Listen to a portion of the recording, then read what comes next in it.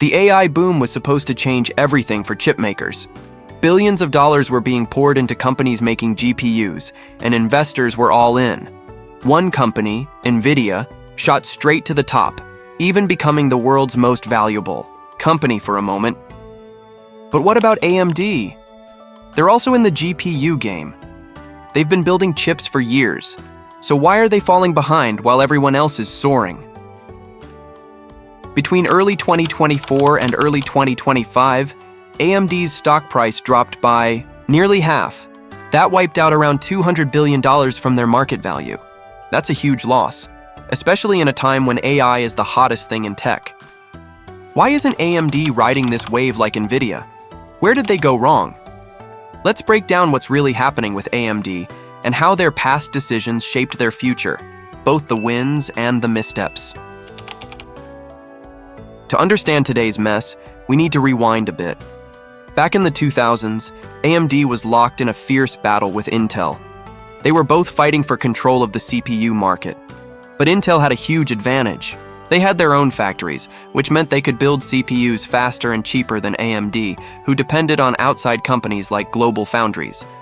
On top of that, Intel had major partnerships with giants like Dell and HP. But there was more going on behind the scenes. According to reports, Intel paid those big customers billions just to stay away from AMD. That's right. Behind closed doors, Intel was handing out money to make sure AMD stayed out of the game. AMD fought back with lawsuits, accusing Intel of using unfair practices. In Japan, investigators actually found evidence. The Japan Fair Trade Commission said Intel gave secret rebates to 5 big PC makers in exchange for not using AMD chips. These weren't small bonuses either. Intel reportedly offered first dollar rebates, meaning companies would get cash back on every single Intel chip they bought, only if they promised to stay exclusive. This was a nightmare for AMD. They were being boxed out of the market, and at the same time Intel was getting even stronger, but AMD still had one shot. AMD realized that CPUs weren't the only future. Graphics cards, GPUs, were becoming more important, especially with the rise of video games and media. But AMD didn't make GPUs yet. So in 2006, they made a huge move. They bought ATI, a Canadian GPU company, for $5.4 billion. It was a bold bet. AMD announced, in this increasingly diverse x86 computing environment, simply adding more CPU cores will not be enough. They wanted to mix CPU and GPU power in a single platform. That sounded great, but there was one big issue. They didn't have the money. Almost all of that $5.4 billion was borrowed, and soon after, the company's debt nearly matched their entire revenue for the year. In 2007, AMD lost $2.8 billion. Then, in 2008, they lost another $2.3 billion. Even though they were selling more products, prices were falling, and they were locked in a price war with Intel. The ATI deal didn't pay off right away. The two companies struggled to work together, and ATI's products were delayed. Motorola, one of ATI's biggest customers, started cutting back orders. Things were looking bad, even though AMD later won a $125 billion settlement from Intel. In court, it didn't fix their problems. They were deep in debt, struggling with product delays and losing ground fast. That's when Lisa Su entered the picture. She was a trained engineer with tons of experience at IBM, Texas Instruments, and Freescale. In 2012, she became a senior vice president at AMD, and not long after, she stepped in as CEO. Most people above her had either quit or failed. It was her moment, and AMD's last chance. Lisa Su had a clear goal: fix AMD before it collapsed completely. Even before she became CEO, she was working on a rescue plan. The problem? AMD was stuck in a shrinking market. PC sales were dropping fast. In 2011, they grew just 0.5%, and by 2013, they fell by over 10%. AMD needed to expand fast. So Lisa Su looked at other options. She started meeting with Microsoft and Sony. Her idea? Get AMD chips inside game consoles, and it worked. Soon, AMD became the backbone of the Xbox One and PlayStation 4. These consoles were a huge hit. Xbox One sold around 58 million units, but PS4? That hit over 117 million units, and every single one had AMD hardware inside. You could say Sony helped save AMD from bankruptcy.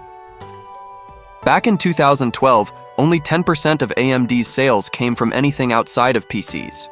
But just 3 years later, that number jumped to 40%. AMD was finally on the right path again. Now that AMD was stable, it was time to go back to where it all started: CPUs. In 2017, AMD launched Ryzen, a new line of powerful and affordable chips. These processors offered high performance and better value compared to what Intel had at the time. People loved them. AMD's market share started climbing, while Intel's began slipping. Ryzen gave people real options, and they were cheaper too. Meanwhile, Intel was having all sorts of issues with their new 10nm chips. They were supposed to launch in 2016, but got delayed again and again. By 2019, they still weren't ready. And while Intel was stuck, AMD moved fast. They partnered with TSMC, a chip manufacturer that was already producing 7nm chips. That gave AMD a clear edge. Their chips were smaller, more efficient, and easier to produce in large numbers. Intel was still building chips in their own factories, but that was slowing them down now. For the first time in decades, AMD was pulling ahead. Their share price had gone from just $2 in 2012 to over $90 by 2020. That's an incredible comeback. So what happened after that? Why did AMD lose $200 billion in market value recently? Especially now when AI is such a massive opportunity? Here's the twist. AMD didn't mess up entirely. They just didn't move fast enough when the AI hype exploded. NVIDIA had been quietly building a lead in AI for years. Their GPUs were already the go-to option for training AI models. Big companies like Microsoft, Meta, and Amazon were buying their chips like crazy. AMD was in the game, but only just.